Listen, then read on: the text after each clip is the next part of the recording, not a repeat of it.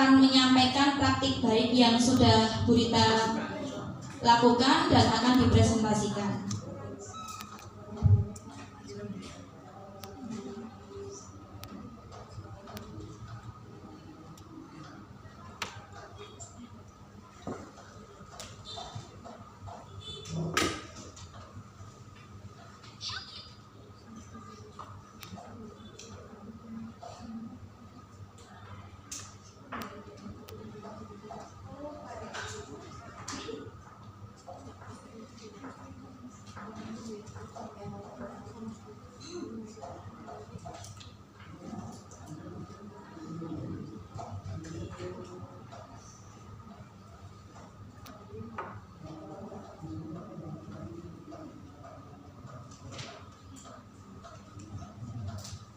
Assalamualaikum warahmatullahi wabarakatuh.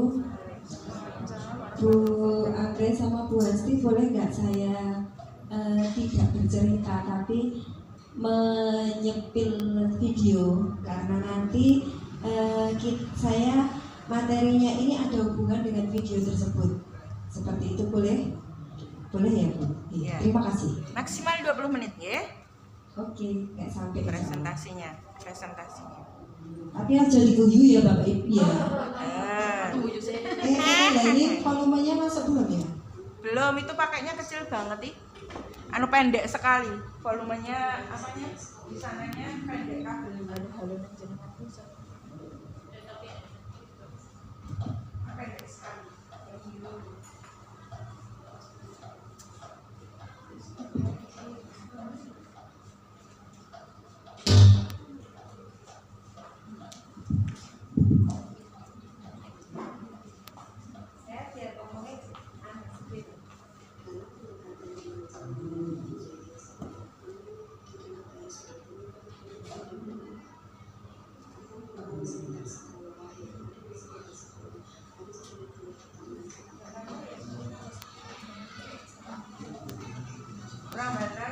Masih di proyek. Iya, masih di proyek.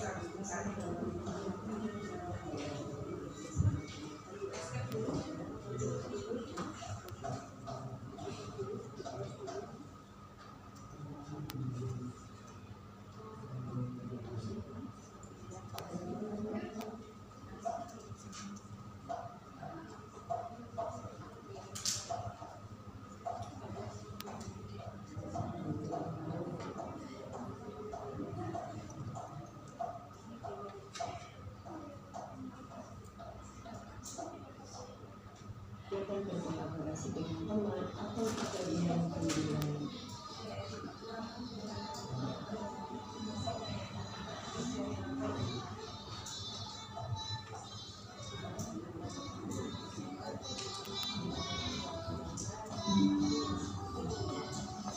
Melakukan eksperimen atau percobaan sederhana.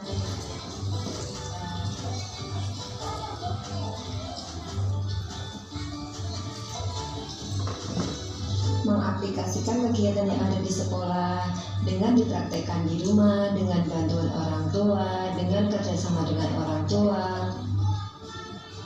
Anak tidak hanya mempraktekkan saja, tetapi anak juga memahami dan juga anak sangat berbahagia melakukan kegiatan itu semua. Anak juga sadar melakukan dengan penuh kesadaran, bukan tak karena paksaan. Anak benar-benar memahami apa yang anak-anak itu lakukan. Memberikan kecakapan hidup sederhana atau life skill pada anak-anak yang nanti akan diterapkan di rumah atau di sekolah juga. Di rumah, orang tua juga bisa membantu mengontrol. Orang tua juga bisa membantu mengingatkan atau kerjasama antara orang tua dengan guru. Selain guru, orang tua juga punya peran besar untuk mengembangkan life skill anak. Media belajar yang ada di sekitar kita, yang murah, yang mudah didapat, yang itu semua bisa mengembangkan daya berpikir anak, pemikiran yang kritis, ada mengembangkan kreativitas anak, dan juga anak bisa melakukan sains sederhana, eksperimen sederhana, anak bisa mengamati apa yang ada di lingkungan sekitar, apa yang terjadi di sekitar kita, ciptaan Allah. Anak nanti bisa mengetahui ini yang baik dan buruk, perilaku baik dan perilaku buruk yang ada di sekitar kita, apa yang harus kita lakukan dan apa yang tidak boleh kita lakukan. Selain life skill, anak-anak juga harus dikembangkan dengan rasa empatinya, rasa kepedulian dengan lingkungan, rasa kepedulian dengan sesama, dan juga rasa menyayangi.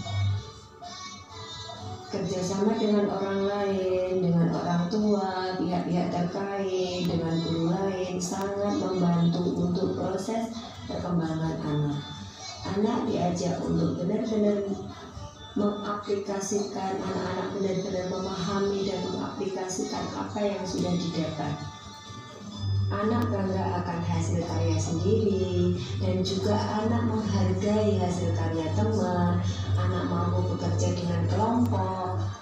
Anak tidak hanya pandai dalam menulis, membaca, berhitung, tetapi anak dikembangkan dengan berbagai macam kemampuan aspek perkembangan anak dikembangkan di situ. Dari semua yang sudah dipelajari anak tersebut, ada hal mendasar yang harus kita tanamkan pada anak adalah rasa syukur kepada Allah yang Allah telah memberikan banyak nikmat kepada anak-anak, kepada kita. Sejak dini anak kita kenalkan dengan beribadah kepada Allah sebagai salah satu cara mensyukuri nikmat yang diberikan oleh Allah. Dalam pembelajaran mendalam ini diharapkan anak benar-benar memahami apa yang menjadi topik-topik yang ada dan anak bisa mengaplikasikan dalam kehidupan sehari-hari yang ada di sekitarnya. Sebagai seorang guru harus benar-benar memberikan pengalaman yang bermakna pada anak. Anak dapat melakukan dengan penuh kesadaran dan juga melakukan dengan cara yang menyenangkan. Anak bukan dipaksa untuk melakukan, tetapi anak dengan kesadaran atau anak sadar untuk melakukan itu semua. Anak bukan cuma tahu, tetapi anak juga bisa. Karena belajar itu menyenangkan. Anak senang, guru pun senang. Anak bahagia, guru juga bahagia. Anak cerdas, guru alhamdulillah masuk surga.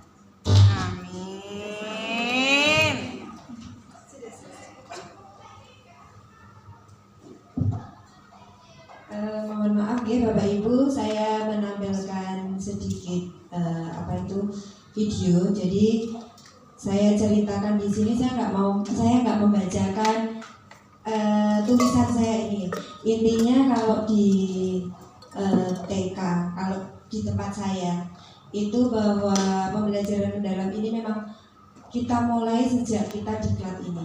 Jadi ini rangkuman dari kegiatan selama hampir 3 bulan ini. Kita benar-benar kita coba untuk memberikan pembelajaran yang mendalam tersebut. Salah satu yang kita ambil di sini adalah topik padi. Topik padi tadi ada berbagai macam topik ya. Salah satunya itu padi. Di topik padi ini kita belajar tentang salah satu program baru di sekolah kami yang banyak sekali menuai pro dan kontra dari Bu Guru, terutama dari Bu Guru. Jadi karena ini program baru masih harus kita sosialisasikan. Saya mengambil judul Home Learning sebagai sarana mengembangkan penalaran kritis, kreativitas, teknologi digital, kolaborasi dan komunikasi atau Nata de Coco. Abstraknya nggak usah dibaca, nanti waktu saya tidak habis. Latar belakang juga tidak perlu saya bacakan. Tujuannya yang jelas dari kegiatan home learning ini adalah biar semuanya itu paham, anak-anak lebih paham dan dengan materi yang diberikan, topik-topik yang diberikan, tidak cuma topik dari guru yang disampaikan oleh guru, tetapi juga orang tua, karena di judul atas adalah kolaborasi atau kerjasama dengan orang tua. Jadi orang tua juga ikut terlibat, bagaimana melibatkan orang tua tersebut.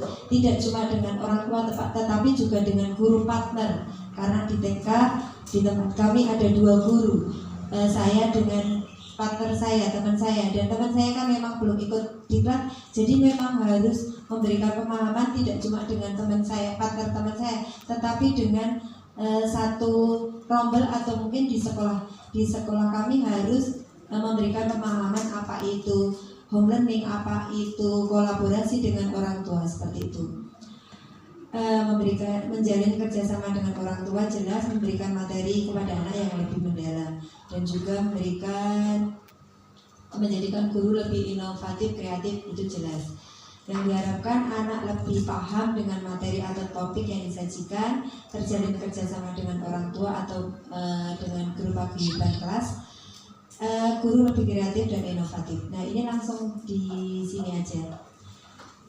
Praktik baik di kegiatan home learning. Jadi seperti yang sudah saya sampaikan di depan, bahwa kurangnya komunikasi antara guru dengan orang tua tentang perkembangan anak, mungkin tidak, komunikasi tetap jalan, tetapi untuk komunikasi misalnya diberikan tugas yang rutin, itu memang ada juga orang tua yang bekerja, itu kadang yang menjadi kendala kita. Tidak, dari 17 anak ada 2 yang tidak menyetorkan tugas, ada 2 yang tidak, atau ada 3 yang itu biasa nih, seperti itu dimanapun sekolah atau kelas, insya Allah juga ada. Tetapi bagaimana kita guru untuk mengemas itu biar orang tua juga terbuka bahwa oh ini keberadaan kegiatan ini atau apa yang menjadi tugas-tugas dari guru adalah untuk kepentingan anak. Yang kedua, guru merasa canggung dan segan jika nanti akan melibatkan orang tua dengan masalah keuangan, masalah makan, masalah tempat, ngerepoti, seperti itu. Guru juga masih menggunakan pola pikir tetap. Jadi masih bayangke itu bagaimana ya ketakutan-ketakutan yang nanti akan dihadapi dengan adanya kegiatan home learning atau kegiatan yang ada di luar sekolah. Karena guru sudah merasa di fase nyaman, udahlah mengajar di sekolah itu sudah enak dengan materi seperti ini, ngapain kita buat ribet, sudah capek-capek nanti kita juga akan capek memberikan pembelajaran di luar kelas, belum nanti kalau dilihat orang tua malu dan lain-lain. Jadi pemikiran PPT itu masih ada di guru. Yang harus kita rubah adalah bagaimana merubah pemikiran PPT menjadi PBB tersebut. Dari selain itu, materi-materi juga akan dibuat lebih inovatif. Selain yang kedua adalah tantangan yang pertama yang tadi adalah permasalahan-masalahan situasi yang ada di sekolah kami. Selanjutnya tantangan adalah merubah pola pikir guru, yang merubah mindsetnya tadi. Insya Allah nanti kita bisa kalau kita komunikasi. Benar Bapak Ibu, kita mengadakan kegiatan seperti home learning yang pertama kali itu tidak bisa dengan waktu 1 minggu, tetapi kita komunikasi dengan orang tua itu awal dari adanya PM ini. Kita komunikasi dengan orang tua mungkin waktunya 1,5 bulan, baru terlaksana di tanggal 30 Oktober kemarin. Jadi memang kita harus berdekatan dengan orang tua, dengan guru, kita sampaikan dengan guru, kita sampaikan juga ke orang tua bagaimana nanti proyek-proyeknya, apa yang harus disiapkan, apa yang harus kita lakukan, seperti itu. Dan lagi, sebenarnya semuanya sudah ada di sekitar kita. Tidak perlu bahan-bahan media yang mahal, tetapi kita bisa memanfaatkan apa yang ada di sekitar kita. Dari materi-materinya, kita bisa komunikasi dengan paguyuban tersebut. Apakah ada orang tua yang mempunyai usaha penggilingan padi, atau mungkin kalau tidak usaha jualan nasi, karena yang kita angkat adalah temanya padi, otomatis kita berkisar seputar padi dengan turunannya, bisa penggilingan padi, bisa orang jualan soto, atau mungkin usaha karak, beras, atau apa yang masih berbau dengan padi. Itu semua kita bahas 1 bulan, 1,5 bulan, atau mungkin hampir 2 bulan sebelum pelaksanaan. Selain itu, selain tantangan-tantangan tersebut, kenapa kita harus mendatangkan ke orang tua, harus ke tempat seperti itu? Karena apa? Kita benar-benar, anak-anak itu benar-benar nanti akan menggunakan panca inderanya untuk memahami. Tidak hanya langsung, biasanya kan kita kalau padi langsung ditanam, taunya padi itu langsung ditanam, tetapi tidak tahu bahwa proses anak-anak itu menanam padi itu diawali dengan memilih biji padi yang baik dengan cara direndam dulu. Oh, padi yang mengapung berarti ini padinya kualitasnya jelek, harus kita buang. Berarti yang bisa kita tanam dari padi yang ada di bawah, yang istilahnya kualitasnya bagus. Itu dari menanam. Kita bedakan, kayak tadi menanam dengan media tanah, ada juga dengan media kapas. Nanti anak bisa mengamati, oh kalau media tanah itu pertumbuhannya seperti ini, kalau media kapas pertumbuhannya seperti ini. Apa yang dilihat anak setiap hari, anak harus melakukan apa? Dari observasi dua media tersebut, anak-anak akan paham, dan pola pikir anak-anak atau pemikiran kritisnya semakin berkembang. Itu untuk sarana dan prasarana atau mungkin pada media-media yang ada di sekitar. Selanjutnya adalah kita pendekatan kepada orang tua.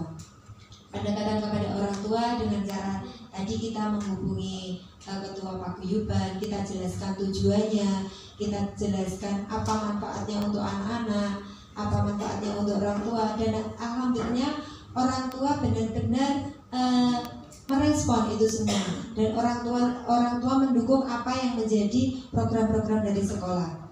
Selanjutnya aksi membuka mindset guru, tidak hanya guru partner atau guru di roller, tapi semuanya bahwa kita memang perlu Bapak Ibu semuanya, Ibu guru semuanya untuk berkolaborasi dengan orang tua. Jadi kita mendatangkan orang tua ke sekolahan, atau mungkin kita yang berkunjung ke rumah atau dengan nama home learning tersebut, itu sangat diperlukan. Dan itu semua tidak gampang. Yang tadinya udah berada di zona nyaman, fase nyaman, itu untuk berada di sesuatu, mengawali sesuatu yang baru, itu benar-benar saya mengalami sendiri, benar-benar wow. Akhirnya menemukan kata wow, ternyata seperti itu. Terus selanjutnya itu kita harus memperkaya ide-ide untuk mewujudkan pedagogis yang baik. Walaupun kita home learning, kita juga harus mencarikan ide-ide yang kreatif. Walaupun kegiatan itu di luar, tetapi ide-ide pedagogisnya kita tetap harus kita jalankan.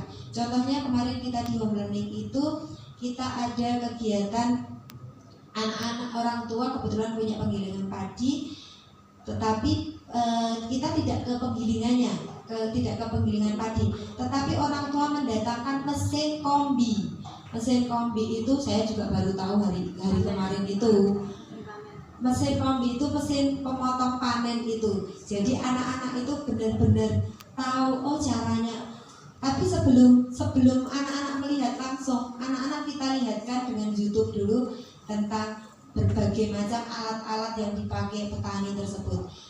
Sampailah pada mesin kombi. Nah, kita kerjasama dengan orang tua. Mesin kombinya itu kebetulan ada di rumah, didatangkan mesin kombinya. Anak-anak bisa melihat secara langsung cara pengoperasiannya, dan anak-anak bisa menikmati jalannya, naik, nyopir, seperti itu. Selain itu juga di situ ada kegiatan mengukur beras, mencuci beras, dan juga memasak lewat magic jar. Memang bukan memasak lewat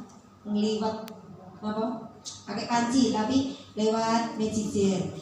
Setelah selesai memasak lewat magic jar tersebut, anak tahu waktunya. Oh, nanti kalau ini udah nyala berarti tandanya udah matang. Anak-anak bisa makan, mengambil secukupnya, makan nasi soto. Dari situ banyak kita pembelajaran pedagogis yang kita ambil, dari metodenya, dari tujuan pembelajarannya apa, di situ insya Allah kita dapatkan. Selain itu kita juga menjalin kemitraan. Selain dengan orang tua, kita juga dengan petani yang ada di sekitar rumah tersebut, karena rumah tersebut adalah di pinggir sawah. Jadi kita bisa berjalan-jalan ke sawah tadi melihat petani-petani tersebut. Kita bisa melihat alat-alat yang digunakan secara langsung. Ada arit, ada cangkul, ada garu, dan anak-anak benar-benar bisa berkomunikasi dengan petani tersebut. Selain itu, kita juga memanfaatkan teknologi yang ada, teknologi kayak magic jar tadi, kayak mesin kombi, lingkungan sekitar, itu juga kita manfaatkan. Akan tetapi ini semua tidak bisa langsung ujuk-ujuk. Tetapi kita sebagai seorang guru harus ada tahapan-tahapannya. Sebelum melakukan kegiatan, komunikasi dengan orang tua tentang tempat yang akan digunakan, kegiatan yang akan dilakukan. Terus guru juga harus melakukan survei lokasi dulu sebelum hari H. Jadi 1 minggu sebelum hari H harus melakukan survei lokasi dulu, tempatnya nanti mau kemana, jalan-jalannya di mana, apa yang nanti akan disampaikan, di mana tempat untuk cuci tangannya, untuk mencuci berasnya, untuk sholatnya. Dari hal yang kecil sampai hal yang besar kita survei, kita tulis di situ satu minggu sebelum hari H. Dan memastikan anak-anak itu juga 1 minggu sebelum hari H sudah kita edukasi bahwa kita nanti akan belajarnya di sini, dengan ini akan melakukan ini. Itu harus kita tanamkan, kita observasikan. Kalau di sini ini tadi mengukur beras ya, tadi mengukur beras, mencuci beras, menanam nasi, mengambil nasi, itu. Selain itu sudah aksinya sudah itu. Refleksi. Jadi tidak perlu saya bacakan semuanya gitu. Refleksi, jadi kerjasama dengan orang tua itu sangat-sangat penting. Setiap minggu, jadi setelah selesai kegiatan tersebut, anak ada tugas. Tugasnya apa? Tugasnya adalah mencuci beras, memasak nasi. Tugasnya adalah memasak nasi. Memasak nasi urutannya 1, mengukur dulu. Setelah mengukur, mencuci. Setelah mencuci, memasak, memasukkan ke dalam magic jar. Tapi ada juga 1 anak di kelas saya yang memasaknya masih pakai panci seperti itu. Divideokan juga. Setelah itu nanti anak tahu nasi ini matang apa belum. Jadi di situ anak-anak tahu proses. Oh ternyata dari petani menanam sampai memanen, sampai anak-anak itu mengolah nasi, memasak nasi, mengolah nasi menjadi nasi. Itu anak tahu. Dan pekan berikutnya, karena ini kegiatan tidak hanya 1 pekan ya, kita 4 pekan.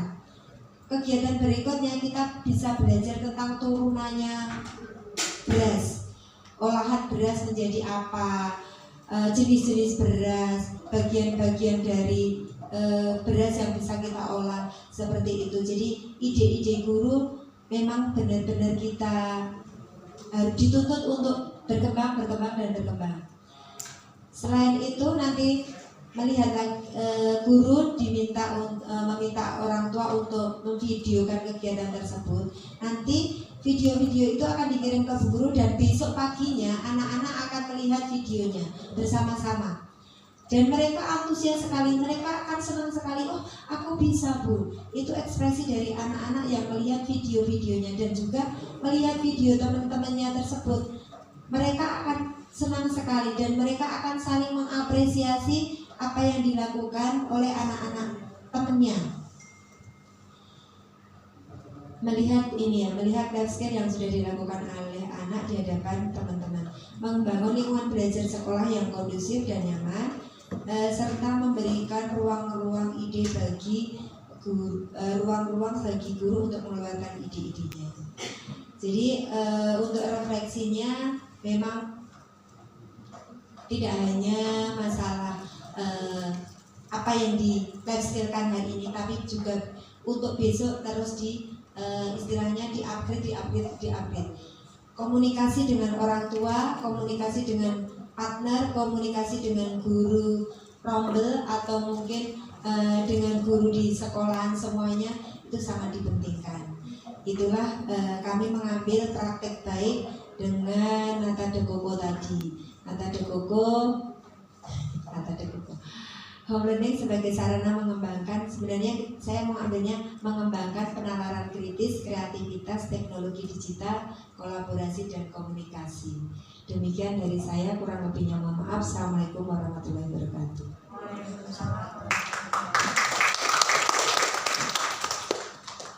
Monggo dari Bapak Ibu mungkin ada masukan ataupun pertanyaan. Saya di sini. Satu aja nggih. Terima kasih. Bu Rita tadi mengatakan bahwa pada pengumpulan tugas ya, ada anak dua orang atau 3 anak yang tidak mengumpulkan.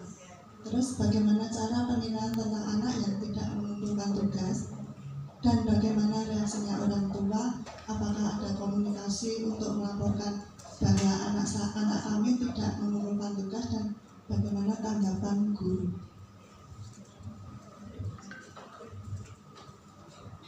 Itu di latar belakang, Bu. Jadi di pendahuluan sebelum kita PM itu setiap kali ada tugas itu orang tua pasti ada yang teledor, ada yang tidak mengirimkan tugas seperti itu.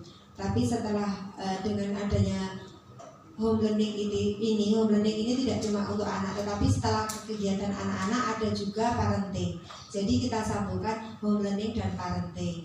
Setelah selesai kegiatan home learning, anak-anak ditutup, anak-anak selesai, guru dan orang tua ada parenting. Jadi nanti bisa yang ngisi orang tua atau mungkin yang ngisi guru atau mungkin dari narasumber lain. Nah, dari situ kita sampaikan pentingnya tugas-tugas tersebut. Alhamdulillah setelah ada parenting tersebut, ada home learning tersebut, orang tua dari 17 siswa, alhamdulillah semuanya mengumpulkan tugas. Memang kita buat list, Bu. Jadi dalam hari itu kita list siapa yang belum mengumpulkan tugas, kita centang. Nanti orang tua kan, saya nggak perlu teriak-teriak, orang tua sudah malu sendiri. Oh, anakku belum mengumpulkan tugas. Dan dari awal sudah kita sampaikan, kalau tidak mengumpulkan tugas berarti anak-anak tidak bisa melihat videonya. Berarti anak nanti akan sedih di sekolah. Berarti anak tidak bisa menceritakan apa yang dilakukan di rumah. Ya, bahasa orang tuanya mungkin seperti itu. Tapi kan kita sampaikan ke orang tua, Bu. Nanti videonya akan disampaikan dibuat video. Jadi anak-anak nanti tahu siapa yang belum mengumpulkan, siapa yang sudah. Seperti itu otomatis dicetak. Oh, Bu Catur belum mengumpulkan. Oh, Bu Nanda sudah mengumpulkan. Jadi orang tua kan, oh iya, langsung cepat untuk mengumpulkan. Gitu, Bu. Terima kasih.